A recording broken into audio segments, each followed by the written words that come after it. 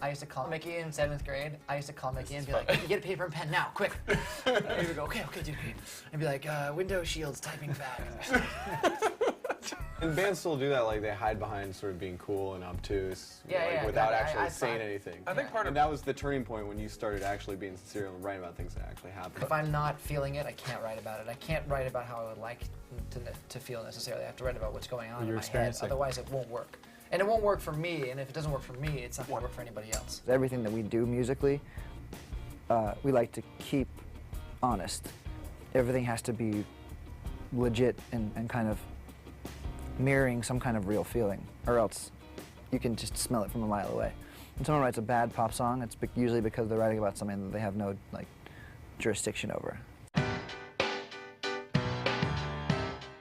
One morning, I remember this so clearly, which is so strange. I woke up and Jesse was playing the piano, and he was playing. But originally it was. It didn't have the.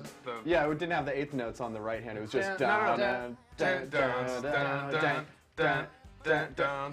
basically not that much different at all. Yeah, so you guys. We said let's make it funky, but I heard that and I was like, we got to do something with that.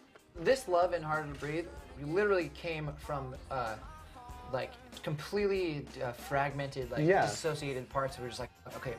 It's like, let's just finish these parts because we have to do something. It's like the history of rock and roll. It's like, we need lyrics. It's like, oh no, I'm just gonna take a different. Well, I know, and I think that's we can just put parts together, and then you can just come in and sort of hear the melodies over whatever we put together. We know when we have good parts. But I remember when we were in the studio and I was writing the melodies to This Love, and I remember we had put together. I had written the chorus progression, and Jesse had that part, and literally those parts were put together. And I sat down on the couch, irritated, like. You write well. That's what it was. I was like, I remember I wrote it on a piece of paper. I wrote the first verse of that song. I was like, okay, cool, fine, sweet. Okay, let's go. When can we leave? I want to get out of here. Hearing these ideas, like when Jesse played that riff for the first time, and then hearing that in that context, and then every time that song comes on, I think about that morning and him playing that for the first time. That's like one of the coolest things about this whole experience.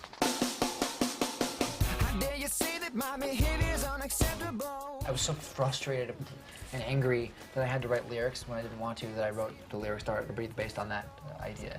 The riff from Harder to Breathe was actually in the song Not Coming Home.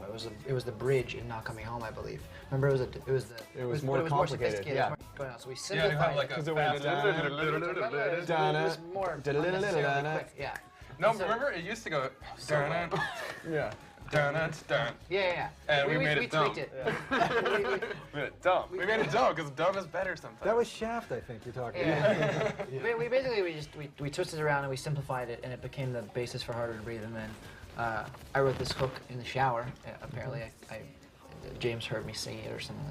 And I just came up with this hook and the Harder to Breathe thing, and then we put those two things together. And Jesse had this chord progression on the piano that he had.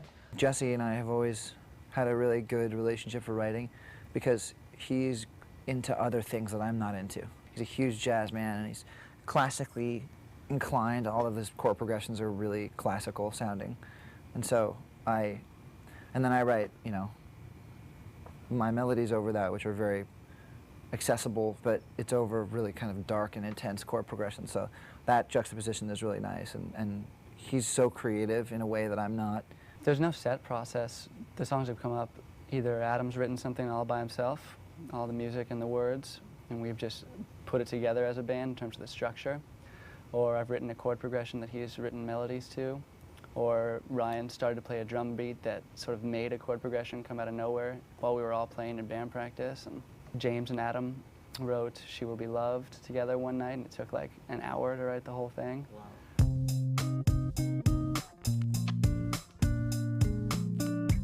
Right after I had moved in to what we called the Lowry House, it was on Lowry Road in Los Feliz, and there was a studio in the back, and one night Adam and I went out into the back shed, and I started playing this bossa nova pattern, because Joe Beam is one of my favorite composers, so I'm always into that stuff, and I started playing it, and we just started fooling around with it, and Adam started playing a melody over it with the guitar before he started singing it. That went da na na na da da da da da da na na, and we started this thing. It was like, oh, that's cool. So we hit record, we recorded it, and went off, did some other things. I went to bed, and Adam came into my room, woke me up in the morning, and said, James, the song is finished. I'm like, the song? Like, it was like barely the beginning of a song. He was like, no, it's all done. I'm like, what are you talking about? He had stayed up and then got up before I did and finished She Will Be Loved. She'll Be Loved was probably the most special for me. Usually I'm relatively insecure about a song as far as what I think it's going to do for the record or for the band or for whatever purpose it's going to serve. And I was like, oh my God, this is a hit song. And like I didn't have that feeling about any of the other songs on the record, but for some reason I was like, this is a hit song. This will be a huge song for our band.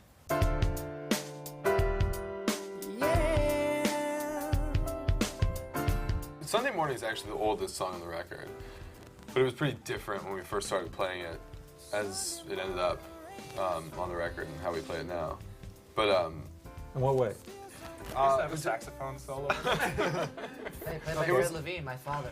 It was we simplified it in terms of it. We just sort of stripped it down to the bare essentials. But that was probably the first time when Adam used Stevie Wonder as a point of reference, which was like the first sort of nudge. He didn't announce it. I mean, you just heard it. In other words, it wasn't like I would come out. I basically did announce it. Yeah. I want to sing like this now. Yeah. Because I cool. like that. That's why I finally discovered my voice. Well, that's I should honestly, sing like this. I think I'm most On Sunday morning or not? Or on not Sunday coming home? morning, yeah. On Sunday, yeah.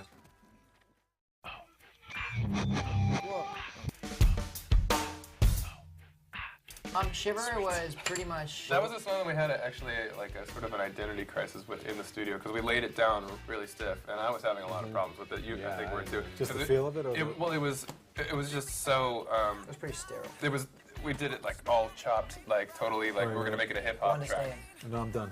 And I thought it was too on the nose, like that style.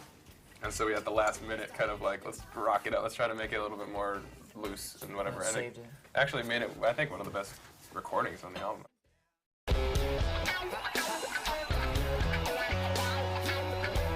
Not Coming Home, the fact that was the first of the new breed thing. I mean, that was the shift. Well, that was very decided, like we're gonna try to be this at that point, because we were. How cool. We were like listening to, I think even like Busta Rhymes was like an influence on us at that point. Like this sort of like pulsing like mid-tempo groove, but the fast. It's honestly slow fast. That was the slow fast. And that's what was so cool because that was happening on the radio at the time, and that was so obvious that that's what was going on. But there were no rock bands in the clubs doing that. That was and kind so, of our, so when I saw that happen, I was like, whoa, oh, that's awesome. We literally sat down. We're like, let's write us a song like that, you know? It's true. And in 20 minutes, we kind of had the basis of what it became.